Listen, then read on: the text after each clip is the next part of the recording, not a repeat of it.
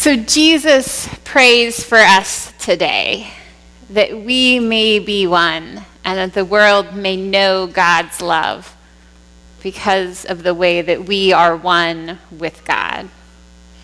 It's not just that each of us individually may be one with God and with the Father, like they are one, but that we may be one with each other. We're going to use the word one a lot today. It'll sound weird by the time everybody leaves, but that's okay. It's one of those slightly confusing passages where Jesus sort of goes in circles about being in one another and part of one another. But when we take this out of this abstract language of the vague, as I am in you and you are in me and they are in the world, and we get to actually doing this, actually living out this gift, this prayer that Jesus has prayed for us. It's one of those things that looks so incredibly different every time we do it, and we see why it's so vague. In every place and every situation, to be one with Jesus looks different in every context. To be one with each other completely depends on who the other person is that you're one with. And so, as we look at how this works in the whole world, and we look at how Jesus prayed for us, we try and follow all the contours of this confusing dialogue. Because even in those places where we might see it one way one time, it may look completely different the next time. As most of you know, last week I was at Synod Assembly with Tom and Sally, and we talked about the business of all of Arkansas and Oklahoma. But the theme for Assembly was glocal mission. That's a combination of global and local. Glocal mission. Because those old categories of global mission being something over here that we send missionaries off to do, and local mission being something that's right here that we do ourselves, just aren't much use to us anymore. We've been saying that for a very long time, but every year it becomes more so. Because in the society where we live, for better or for worse, we are quite integrated with the people across the globe. Whether it's where our material goods come from, where our clothes are made, where our car parts are made, where things are sourced from, whether it's natural resources, where things are mined, where our food comes from, everything is a global economy. Where our doctors are educated. There's a whole lot of doctors around here that are not educated in the United States. Or the fact that the internet has made it possible to see and to understand things from all over the world. And the time it takes to be connected with one another is shrinking every day. 100 years ago, or maybe even 10 years ago, it would have been impossible to connect instantaneously with somebody who's in the mountains of Chile. But now people don't think twice about it.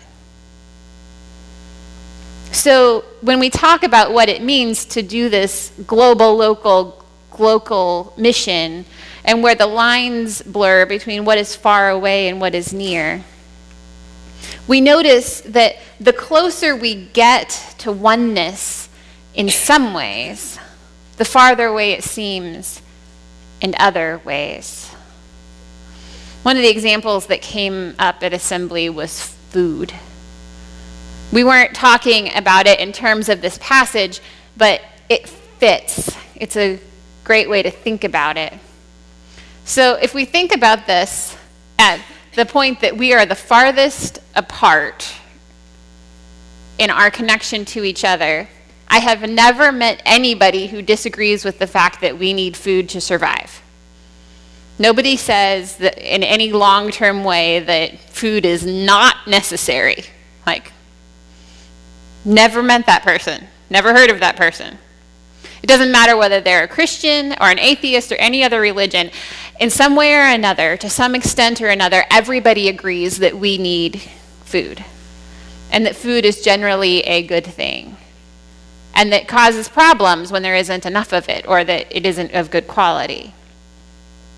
So at that level, the level at which we are the most spread out from each other, we have oneness on the idea of food. We're of one mind pretty much completely. But then if we go to a different level where we come together and we're talking about food, so not just food as an idea, but food as a conversation topic, I say that food comes from God, and it's one of the ways that we are nourished and sustained by God. Well, at that point, we're going to have less oneness throughout the world, because not everybody agrees that part of the way God sustains us is by giving us physical food. Probably everybody here agrees about that, but if you go back to those big categories of atheists and whoever else, people who don't even believe in God, they're going to disagree with that statement. We are no longer completely one. And then if we go down another level to the people that not just a concept of food, not just a conversation topic, but actual food at a table or something else, like that we're sharing food in some way. We think about the different kinds of foods we eat and how greatly those vary from one part of the world to another, and what different people will and won't eat. And we have a little bit less oneness, or at least a little bit less obvious oneness. To think about somebody from the suburbs of the United States eating insects from the rainforest, or somebody from the rainforest having McDonald's, is a little bit laughable. We think about that, and it's a funny image in our head. We can imagine the faces that people would make. Because we don't do that. We have our preferences. We have the things that we have in our area of the world. We have our cultural preferences, which can be just as big of a deal between McDonald's and insects. And we are obviously not one. And then we go down another level from what food is there for us to share, but how we are going to share it. Because tastes can change. Somebody from the suburbs can learn to like insects. I know a person like that. Somebody from the rainforest could maybe learn to like McDonald's. I don't know that that's ever happened, but maybe it has. So tastes can change. We have a fairly amazing ability to deal with each other's food, at least for a little while, when it comes to how we eat. But the actual act of sharing food, we have even less tolerance for each other. And the dominant culture here, we might call this our manners and how we go about the act of having a meal. If we're talking about someplace else, we might call it their culture, their custom. But even the little I have moved around in this little part of the world, I can tell you that there's a very big difference between what is considered good manners in one place and what is considered good manners in another place. But it's even bigger from the speaker at Assembly who grew up in India.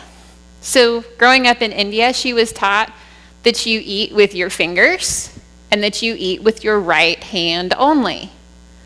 Not utensils, no left hand.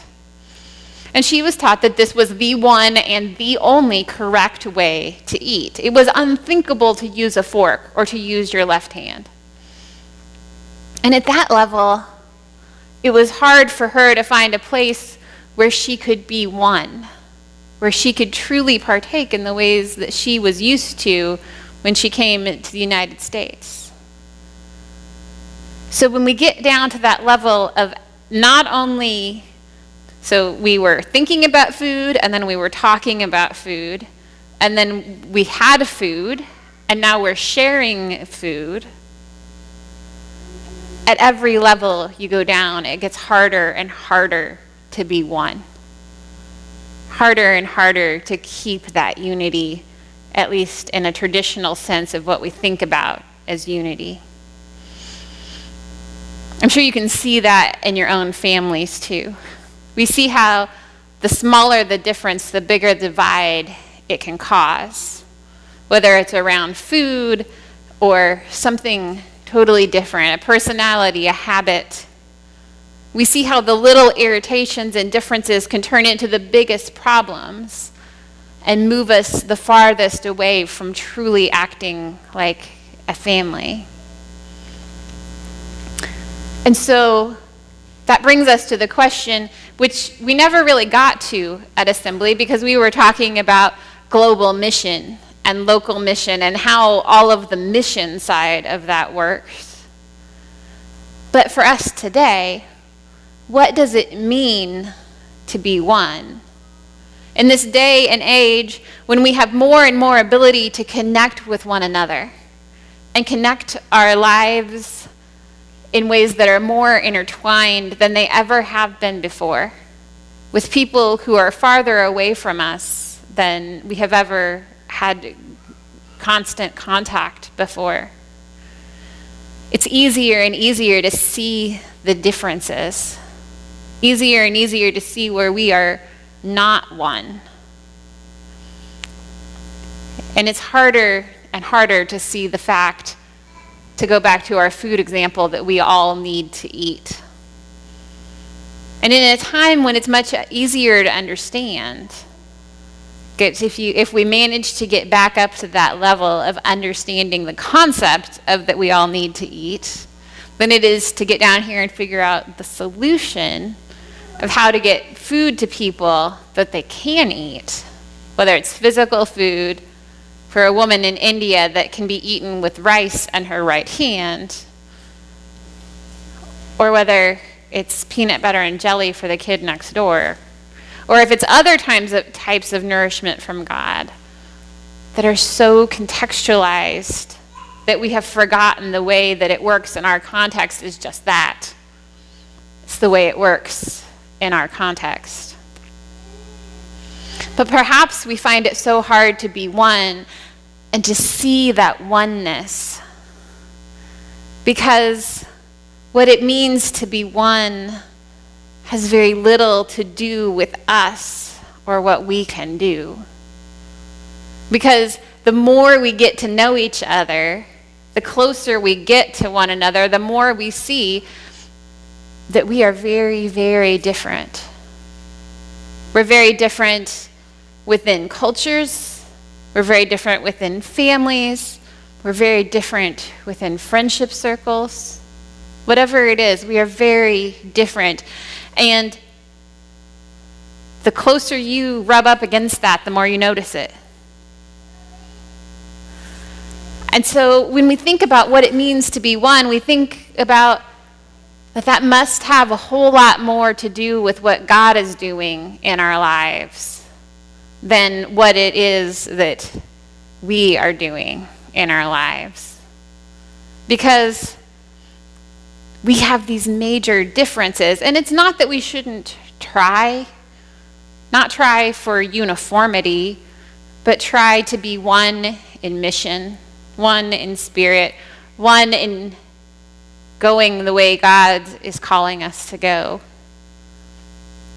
But that the uniqueness is part of how God brings us into oneness.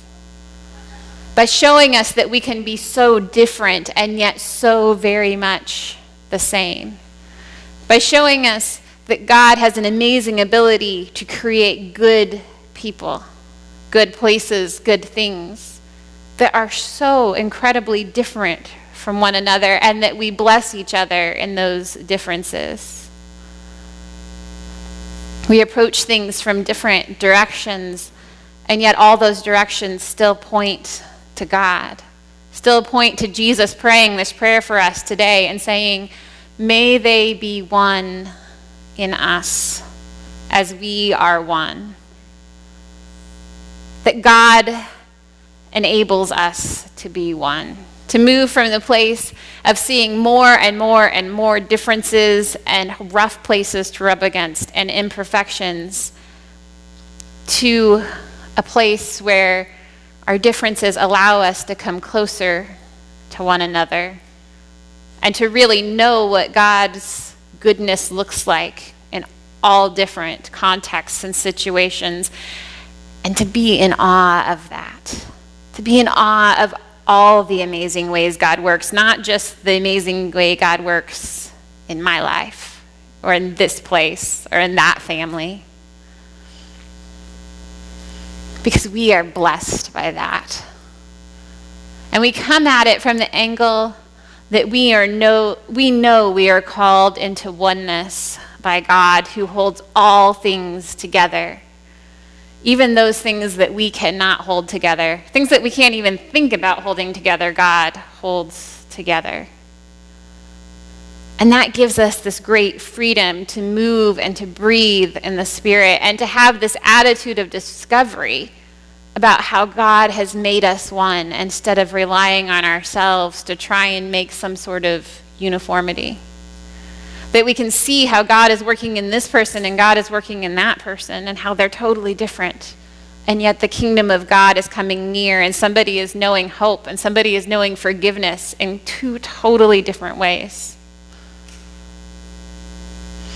And so when we look at this global local mission field that in some ways continues to get larger and continues to shrink in others, where our abilities to connect are ever increasing, but that also increases our abilities to disagree and miscommunicate and be overwhelmed with the needs of the world. We have this gift of Jesus praying that we may be one, because it is in Jesus that we are one. Not just here, not just in our families, but throughout all of creation. So this week, as we go out, whether the oneness with those around you is obvious or not, may you know in your soul that you are one through Christ, and with Christ for the sake of the world.